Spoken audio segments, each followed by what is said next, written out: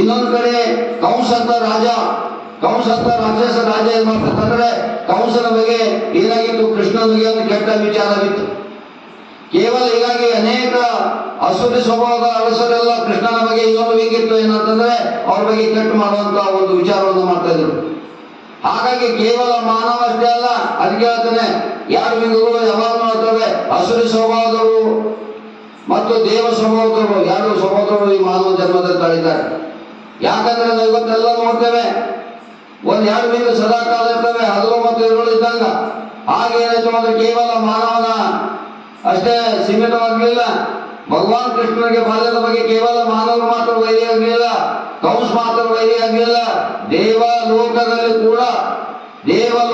ಕೂಡ ಭಗವಾನ್ ಕೃಷ್ಣನ ಲೀಲೆಗಳನ್ನ ಕಂಡು ಆ ದೇವಲೋಕದಲ್ಲಿ ಕೂಡ ಅವರಿಗೆ ಏನಂತೂ ಭಯಭೀತ ಅಂತಲ್ಲ, ಕೃಷ್ಣನ ಚಮತ್ಕಾರವನ್ನ, ಕೃಷ್ಣನ ಪವಾಡಗಳನ್ನ ಅವರು ಸಹಿಸಲಿಕ್ಕಾಗಲಿಲ್ಲ.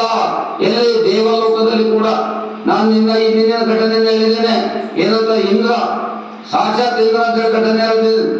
ಇಂದ್ರ ಕೂಡ ಏನ್ ಮಾಡಿದಂದ್ರೆ ಭಗವಾನ್ ಕೃಷ್ಣನ ಲೀಲೆಗಳನ್ನ ತಡೆಯಬೇಕು, ಭಗವಾನ್ ಕೃಷ್ಣ ಲೀಲೆಗಳನ್ನ ಮಾಡದಂತೆ ನೋಡಿಕೊಳ್ಬೇಕು, ಭಗವಾನ್ ಕೃಷ್ಣನನ್ನ ಏನ್ ಮಾಡ್ಬೇಕು, ಸಮಾಜನ ಗೌರವಿಸುವಂತೆ ನೋಡಿಕೊಳ್ಬೇಕಂತ ಸಾಕ್ಷಾತ್ ಇಂದ್ರ ಕೂಡ ಏನಾಗಿದ್ದ ಅಂತಂದ್ರೆ ಆಗ ಹೇಳಿದ ನಿನ್ನೆ ಘಟನೆಯಲ್ಲಿ ಬಂತು. ಏನಂತಾರೆ, ಭಯಂಕರವಾದಂತ ಮಳೆ, ಭಯಂಕರವಾದಂತ ಬಿರುಗಾಳಿ ಎಲ್ಲವನ್ನ ಮಾಡ್ದ. ಆಗ ಭಗವಾನ್ ಶ್ರೀಕೃಷ್ಣ ಸುಮಾರು 7 ಕಿಲೋಮೀಟರ್ ಎತ್ತರದ ಪರ್ವತವನ್ನ ತನ್ನ ಕಿರುಗಳಲ್ಲಿ ನಿಲ್ಲಿಸಿ, ಸುಮಾರು 1 ತಿಂಗಳ ಕಾಲ ತನ್ನ ಕಿರುಗಳನ್ನು ನಿಲ್ಲಿಸಿ ಆ ಗೋವರ್ಧನಗಿರಿ ಅಂತ ಜನರನ್ನ ರಕ್ಷಣೆ ಮಾಡಿದ. ಅವಾಗ ಈ ಸಾಕ್ಷಾತ್ ಇಂದ್ರನೇ ಶಾಣದಂತ ನಿನ್ನೆ ಘಟನೆಯನ್ನು ಹೇಳಿದ್ದೀನಿ. ಹಾಗೆ ಇವತ್ತಿನ ಘಟನೆಯಲ್ಲಿ ಅಂತಂದ್ರೆ ಏನಾಗಿತ್ತು ಇಲ್ಲಿ ಅಂದ್ರೆ, ಬ್ರಹ್ಮದೇವನೇ, ಯಾರು ನಾವು ಸೃಷ್ಟಿಕರ್ತ ಬ್ರಹ್ಮದೇವನ ಅಂತ ಕರಿತೇವಲ್ಲ, ಆ ಬ್ರಹ್ಮದೇವನೇ ಏನಾಗಿತ್ತು ಅಂದ್ರೆ ಕೃಷ್ಣನ ಬಗ್ಗೆ, ಕೃಷ್ಣನ ಪವಾಡಗಳ ಬಗ್ಗೆ ಏನ್ ಮಾಡ್ಬೇಕು, ಅವನ್ನ ತಡೆಯಬೇಕು ಅಂತ ಅವನಿಗೆ ಕೂಡ ಸಹನ ಮಾಡಕ್ಕಾಗ್ಲಿಲ್ಲ. ಯಾವುದು ಅಂದ್ರೆ ಬ್ರಹ್ಮದೇವನಿಗೆ. ಆ ಬ್ರಹ್ಮದೇವ ಏನ್ ಮಾಡ್ತಾನಂದ್ರೆ ಭಗವಾನ್ ಕೃಷ್ಣ ಬೃಂದಾವನದಲ್ಲಿ ಗೋಗಳನ್ನ ಕಾಯ್ತಾ ಇರ್ತಾನೆ, ಗೋಗಳ ಮಕ್ಕಳದೊಂದಿಗೆ ಆಟ ಆಡ್ತಾ ಇರ್ತಾನೆ. ಅವೆಲ್ಲ ನೋಡ್ರೆ ಮಕ್ಕಳಿಗೆ ಬಂದ್ರೆ ಬಹಳ ಖುಷಿ ಅನಿಸ್ತು. ನೀವೇ ಕೃಷ್ಣ ಅತ್ಯಾರು.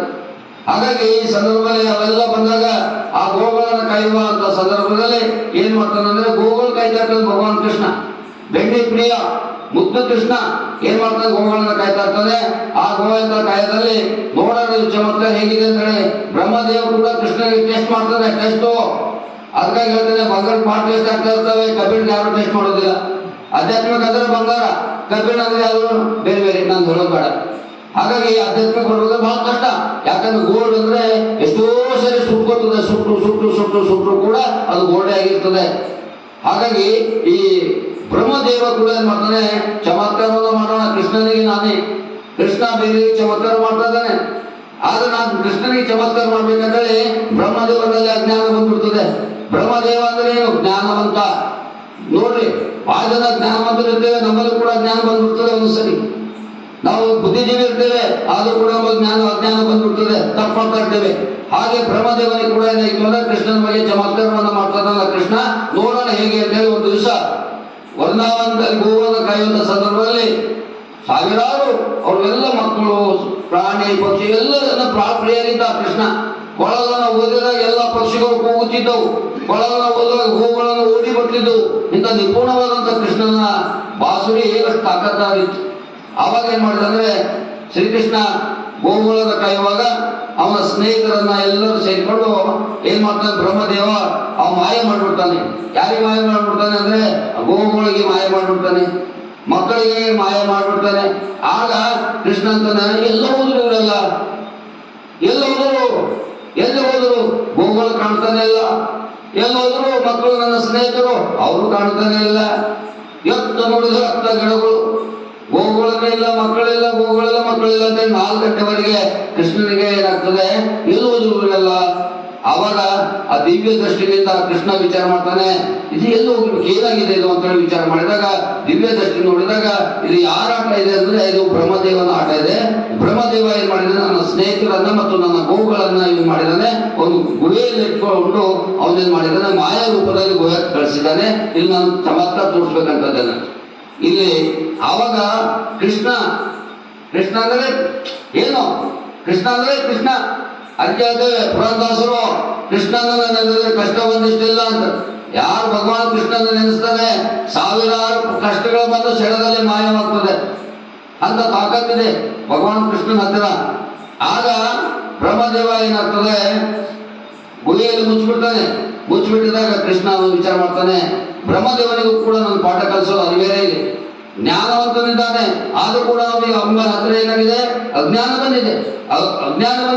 ಅದಕ್ಕೆ ನಾನು ಪಾಠ ಕಲಿಸ್ಬೇಕಂತೇಳಿ ಭಗವಾನ್ ಕೃಷ್ಣ ಏನ್ ಮಾಡ್ತಾನೆ ಅಂತಂದ್ರೆ, ಆ ಎಲ್ಲ ಗೋವುಗಳು, ಎಷ್ಟು ಗೋವುಗಳಿದ್ದು, ಗೋವುಗಳಂದ್ರೆ ಆಕಳು, ಗೊತ್ತಾಗ ಮಕ್ಕಳೇ, ಗೋವುಗಳಂದ್ರೇನು ಆಕಳುಗಳು ಮತ್ತು ಆಕಳು ಕಾಯುವಂತ ತಮ್ಮ ಎಲ್ಲ ಸ್ನೇಹಿತರನ್ನ ಯಥಾಯಥಾಗಿ ಗೋವುಗಳ ರೂಪ ಮಕ್ಕಳ ರೂಪ, ಗೋವುಗಳ ರೂಪ ಮಕ್ಕಳ ರೂಪ ತಾನೇ ತರಿಸ್ತಾನೆ ಭಗವಾನ್ ಕೃಷ್ಣ.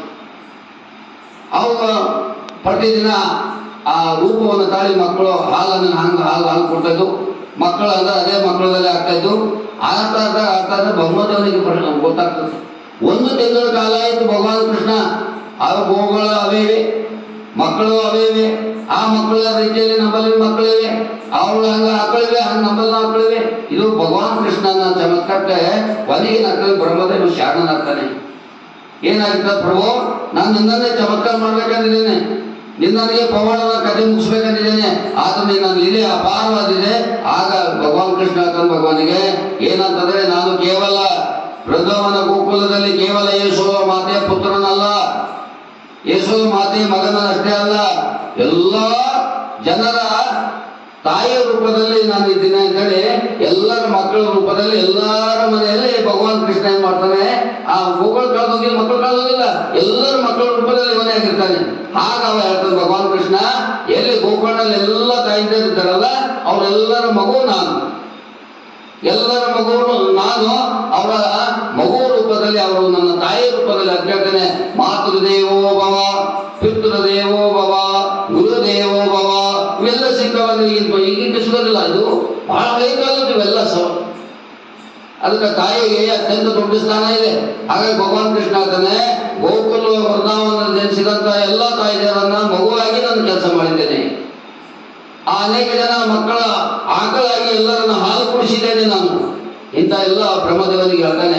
ಹಾಗಾಗಿ ಇಂಥ ಒಂದು ಅದ್ಭುತವಾದಂತಹ ಘಟನೆಗಳು ಇಲ್ಲೆಲ್ಲ ಏನ್ ಘಟನೆಗಳು ಬರ್ತವೆ ಅಂತಂದ್ರೆ, ಇವು ಕಥೆಗಳ ರೂಪದಲ್ಲಿ ಎನ್ಬಹುದು ಕೆಲವರು, ಪವಾಡ ರೂಪದಲ್ಲಿ ಎನ್ನಬಹುದು ಕೆಲವರು. ಆದರೆ ಇಲ್ಲಿ ನಿಜವಾದಂತ ದೃಷ್ಟಾಂತ ಏನಂತಂದ್ರೆ, ಅದು ಮಾನವನೇ ಆಗಲಿ, ಮನುಷ್ಯನೇ ಆಗಲಿ, ಶ್ರೀಮಂತನೇ ಆಗಲಿ ಅಥವಾ ದೇವರೇ ಆಗಲಿ, ಅವನ ಹತ್ತಿರ ಅಜ್ಞಾನವನ್ನ ಬಂದಾಗ ಜ್ಞಾನದ ಕಡೆ ಸಾಗಿಸೋದೇ ಭಗವಾನ್ ಶ್ರೀಕೃಷ್ಣನ ಉದ್ದೇಶ ಅಂತ ನಾವು ಅರ್ಥವನ್ನ ಮಾಡ್ಕೋಬೇಕು.